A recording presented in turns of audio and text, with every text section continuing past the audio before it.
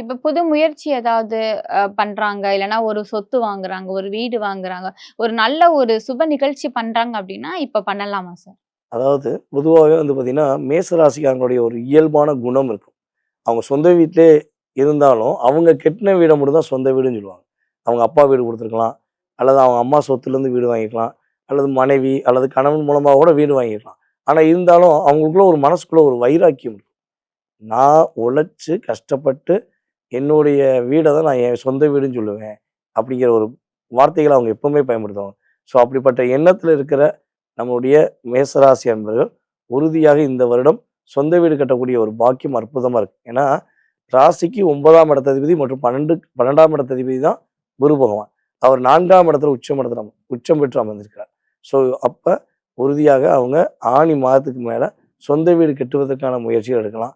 சொந்தமா இடம் வாங்கக்கூடிய அமைப்புலாம் அவங்க செயல்படுத்தக்கூடிய பாக்கியம் உறுதியா உண்டு. புத்தாண்டு பிறந்த பிறகு ஏதோ ஒரு மாதத்துல ஆக்சுவலா புத்தாண்டு போகும்போது கூட்டம் அதிகமா இருக்கும்.